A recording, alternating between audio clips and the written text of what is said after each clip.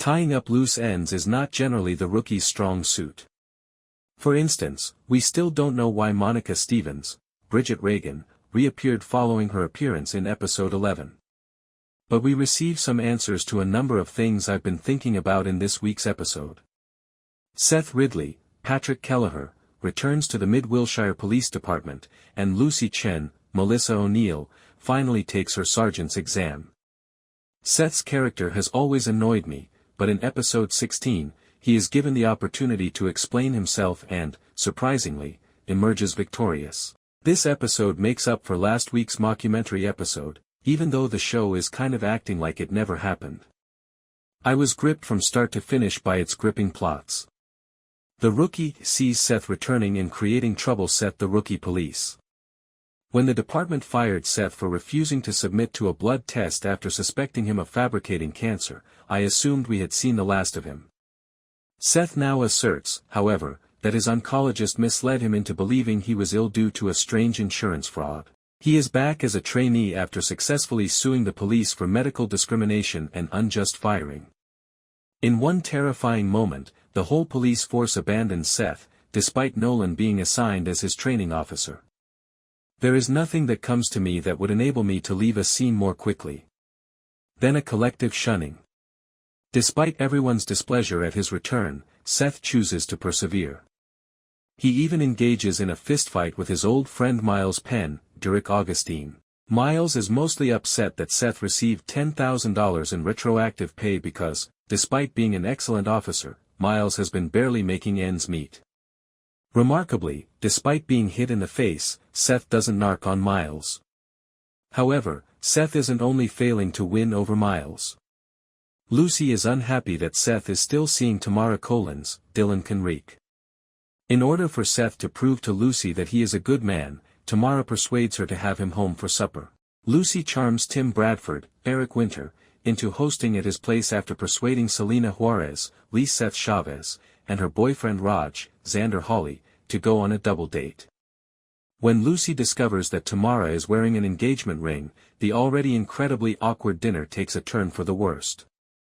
By claiming that Seth had extra cash, from his back pay, to purchase it, Tamara exacerbates the situation. When Lucy tries to insist again that Seth is a liar and not a good person, Tamara stalks out, potentially causing damage to her relationship with Lucy. We meet Tulsa and Amy, Jade Pettijohn, who are live streaming to their fans while driving carelessly. They collide with a reservoir in a totally expected change of events, yet they survive. Since Bailey, Jenna Dewan, is the sole paramedic in the entire Los Angeles area, it goes without saying that she shows up at the scene. After that, Tulsa is arrested by the police, which sparks a full-scale conflict between the influencers and their followers. To demand the release of Tulsa, a large number of young people demonstrate outside the police station. Amy and Tulsa livestream from Wesley Evers, Shawn Ashmore, office when he posts bail, announcing that they are on their way to pick Wesley up. In order to further dehumanize these characters, their fans bombard Angela Lopez, Alyssa Diaz, while to frighten her, she is at the park with her son. After investigating Amy, Angela and Nyla Harper, Mikia Cox, learn that she was once a talented student. They try to question her, but Amy says that her academic skills didn't get her far and that she only started to gain respect when she started dating Tulsa and concentrating on her appearance. In a scathing critique of our society, Amy asserts that women are either prudes or sluts, with no between ground. In the end, Tulsa is essentially cancelled as Amy releases video of him totally cheating on his fans. She exploits that chance to catapult herself to the top of the hierarchy and then launches a fresh collection of skincare products.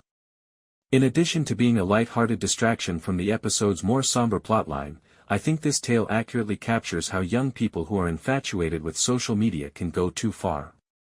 The Rookie's most recent episode illustrates that heroes don't always win. An armed robbery at a liquor store is being investigated by Nolan and Seth. The gunman can be subdued by a witness, preventing any injuries. As part of the investigation, Nolan and Seth research the witness's history and discover that his name is Gene Webster, Paul McCarthy Boyington, who was just released from a prison in Nevada.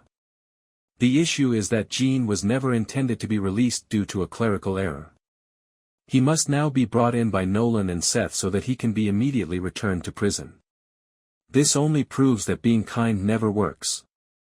I'm kidding, but when Gene learns that he must return to prison, it's quite devastating, especially because he's created a wonderful life for himself and his family. When Gene hears the news, he runs away from the cops in yet another utterly predictable event.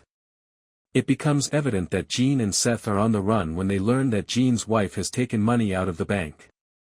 In the end, Gene runs across Jose, Jack St. James, a prison buddy who will assist them in getting out. An awkward setting for a meeting is a shipping yard, where the conversation takes place. After Jose demands more money from Gene and his wife, there is a massive shootout involving Jose's goons, Seth, and Nolan. Seth intervenes and takes out Nolan just as he is about to be shot. However, heroic deeds are once more penalized. Seth is shot directly in the leg in this episode. Seth's leg must be amputated, which is tragic and probably puts an end to his hopes of becoming a police officer.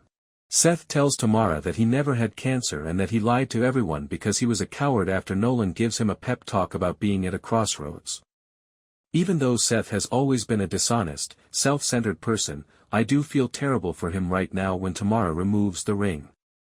The good news is that Lucy and Tamara have reconciled, Seth is most likely not returning for any more episodes, and the Nevada police have agreed to drop the charges against Gene. The best part is that Chen does have a couple short encounters with Lucy and Tim in this episode, despite their constant claims that they are just friends.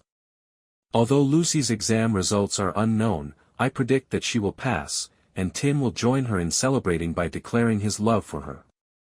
At the start of the show, I wasn't sure if it would be a smart idea to bring Seth back, but the rookie did a great job of both rehabilitating this character and showing how hazardous police service can really be. ABC broadcasts new episodes of The Rookie every Tuesday night. In the US, viewers can stream episodes on Hulu.